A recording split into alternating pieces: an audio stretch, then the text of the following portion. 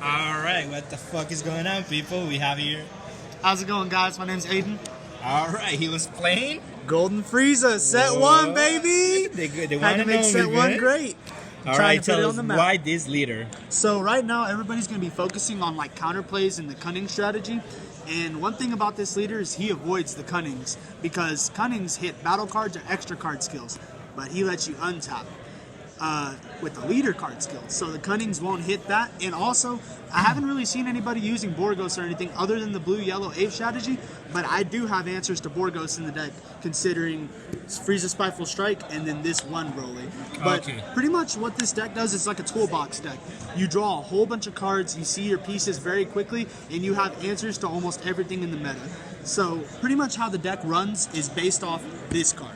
Alright, so Frieza's Call lets you play one Frieza army from your deck, energy cost of 2 or less, in rest mode, and then you shuffle your deck. Your main target off this card is Frieza Malicious Streak. Explain to us what it does. So what he does is, with your leader ability, whenever you pop him, you may take a life, and then you may play any Frieza with energy cost of 2 or less other than him.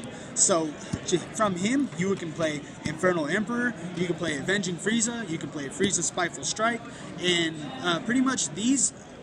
those are the targets. Yeah, but the main combo, targets. I would assume that you want to hit is this two, right? Yes, you use Frieza Malicious Streak to hit Infernal Emperor. You +3 because you pop this, you take a life, and then you play him, take a life. Untap one, draw one.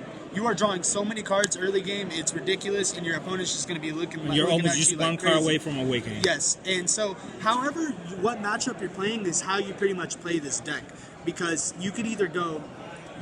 If your opponent's playing aggro, you can charge double yellow and turn 2, play him, and then awaken, pop a Frieza army that you played off Frieza Malicious Streak, untap 2 yellow, turn 2. Turn 2 that guy. So tell us what this card does. So, Broly Demonic Intimidation, what he does is you may pitch one card and choose any card on the battlefield and keep that card in rest mode. Even if they try to untap it with Senzu Bean or they use Awaken skills with like energy or something, it cannot untap. It says it does not untap until the beginning of your next turn. And you can do this on turn 2. Turn 2. That's really good. And you know what's really amazing with it? Swing, no negates. Champa. 40 double strike. 40 double strike. Turn 2. That's or turn 3. Turn 3. But still, it doesn't matter. You're still getting there. Yeah. So you're getting through. Yes. So this was one strategy, but another main MVP. Honestly, what won me most of the games was SS Broly All Out Assault. That is the whole reason why I chose to go green, yellow, golden Frieza. With how much energy manipulation I have, playing this for 2, negging 2 cards. Really not even negging 2 cards, because you can draw a card of him. He's removal, he draws cards, and he's a threat that sticks on board. And he's a rival, so yes, he's a rival for 2, because you can be like, even if you're unawakened, swing, combo, arrival.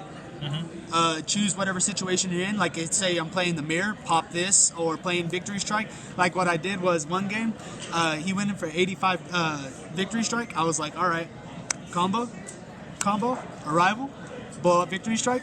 He looked so despaired. he just didn't know what to think. He was like, wow, I can't believe that. Yeah, he just pretty much gave up at that point.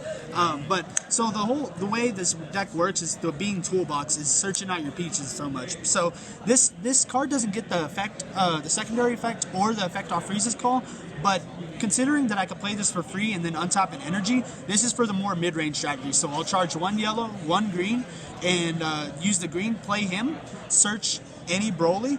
And this too, this is like my answer for Borgos. When you play him, you pop a 1 or less, or a 1 drop. You search 10 targets, or 11 targets actually, which is great. The main targets. You know, and with how much you deck in with your pieces, with like Avenging Frieza, searching, pretty much Avenging Frieza hits all of this. Yeah. And it's great. And then your super combo. I saw all 4 super combos every game. Is it because of the... Because Avenging Frieza lets you search him, you draw off this, That is really good. Yeah, you have to play the Dodoria super combo because you definitely want to hit targets off Avenging Frieza. You could put this at 4 and still be as good, but I felt necessity for Frieza Spiteful Strike because if you're ever worried about Borgos or anything and you're not comfortable with this leader, this will deal with it. It negates the skill for the duration of the turn. For 6 or less, I played a baby match matchup, and I negged the big baby ape. And also, I heard a buddy of mine, he played against veggies, and he negated Chompavados and pushed them in with this card. All right, so it could be a 4-off in main. Oh yes. If Borgos ever becomes like relevant. Yes, yeah. I mean, it really, it's just to extend your plays. What about the new cards though? The new ones that like you for the rest of the game you have to warp 3 cards.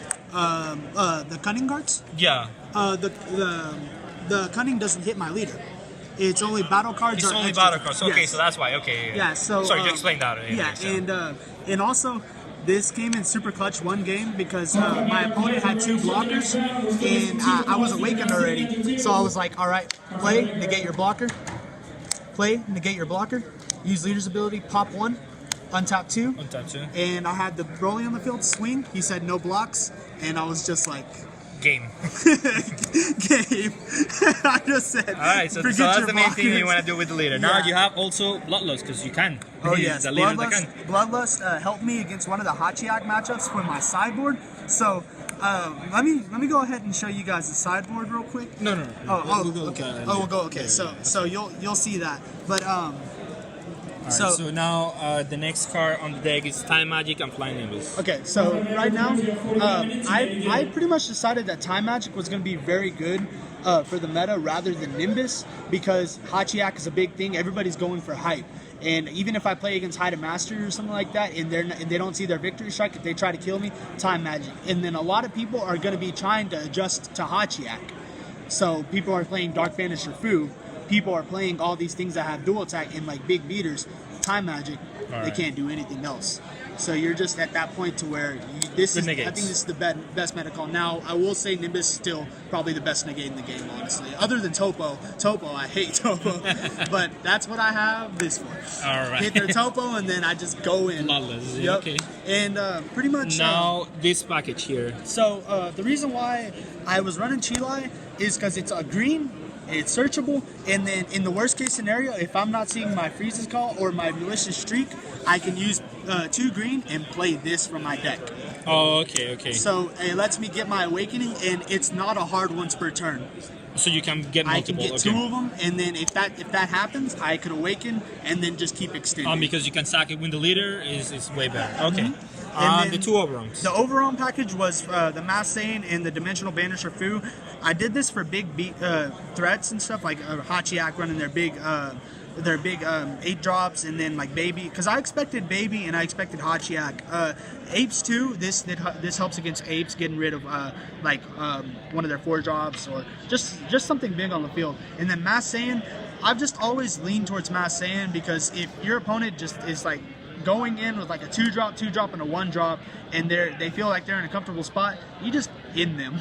This card has just pulled through in so many cases. And when I went to the Cali, I think it was the last PVG event, that would just pull through so much. So I stayed with the reliable. And the last card would be the 2 Champas. 2 Champas, yeah, you gotta have games in the game. Yep. All right, so that's the main deck. Now let's go to the sideboard. So let me go ahead and explain the sideboard. So you see this deck and you think, okay, he's doing something really cheeky and he's using green, yellow, and he's going off and using energy manipulation because that Broly, let me go ahead and explain the 6-drop Broly real quick one more time. So there had been many times where my opponent was trying to go for game and they had 1 energy open and they were going to try to do an extending play, arrival, rest their energy, and I draw a card. I could stop their entire turn, or like a Banisher Fu. If they don't swing with the Fu first, tap their Fu down. So this is the main card of the deck. This is the MVP. Honestly, he won me so many games. Right. But now we go to sideboard. And we completely changed the deck. This is the deck extremely changed. We go Victory Strike. Now, the moment that I sideboarded this against Hachiak, they were just like, what? Because I would attack them with the other strategy, you know. This strategy, heck no. I'll keep him at 8 life, and it's super stupid with this leader because in the same turn that you awaken, you can play Victory Strike. Because if you have a Infernal Emperor and you play Path to Greatness turn 3, or any Frieza army for that matter, you awaken. And you net 1 energy out of... Yeah, so even if you didn't net the energy and you're awakened already, you have him on the field already, you're at 4 energy. You activate Swap, okay? If they don't have a Chompa the Trickster, you're in such a good spot because you're like, leader's ability, pop, untap 2. Victory strike. And you still have one open. Turn 4. And so it's like figure of majesty, and they're just like, wow, like I can't believe that. They don't expect me to victory strike them. What about Fu? Now Fu, oh man, Fu, it was so great because we like made a last call. Like I was gonna run Dark Banisher Fu, and we played the night before, and I ran Dark Banisher Fu, and my buddy, it sucked. I went for Dark Banisher Fu and swung, and he was like, God Strike Fierce. Oh. I was like, wow. So he's like, you know what? Nah. I play tested Hachiak, and I read this card, and I was like, bro, forget Hachiak, man. Hell no. I don't want to lose to Hachiak. So one game I played this on him. He was at 2 life. He just started picking up his cards. And then the next turn over, he can't do anything, because what this card does is when you play it with Overarm, your opponent cannot activate any other skills other than their leader skill until the beginning of their next turn. Yeah. My next turn. So not this turn, or not their turn, but the my next turn. So their whole turn, swing with leader. And that's it. So yeah, that's what I did. And then also, if you're in this sideboard and you actually feel comfortable and you're worried about Borgos, he takes care of Borgos. You can swing with leaders, swing with their Infernal Villainy, and then swing with this, and then just set back on Time Magics and Nimbuses, and you're in the clear. Because guess what? The same turn you play this, leader's ability, pop, untap energy. What do you take out to make space for this engine? All the green. All the green. All of the green. The multicolor, everything. I keep at least 2 of these just because if it gets in a hard spot, I keep the actually okay.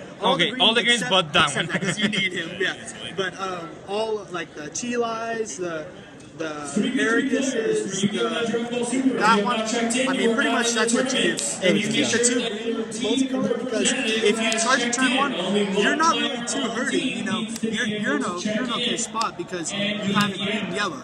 Yeah. You never really want to see it late game. I at least kept only 2. I never really wanted to go more. But we're about to do teams, and I'm going to try it with 3 because actually having it at 3 may come in clutch. Because if it comes to the last thing, if they have their last attack, like I was in top 16. I lost to Blue-Yellow Apes. And you know what I lost to? Mira Champa, both games. Mira Champa, yeah. Salty, man. Not even gonna lie. If I lost other way, I'd be okay. But it is what it is. Yeah, it's Mira Champa. There's nothing we can do about that card, right? If Mira was leader locked, I'd be okay with Mira. But yeah, so. All right, thank you so much. It's really exciting to see such an old leader making a comeback in this meta, and just really like it's really insane what you can do with this leader. It's just I really admire the deck. Hey, but I'm not done. You're gonna see it again. All right. Thank you so much. Thanks, guys.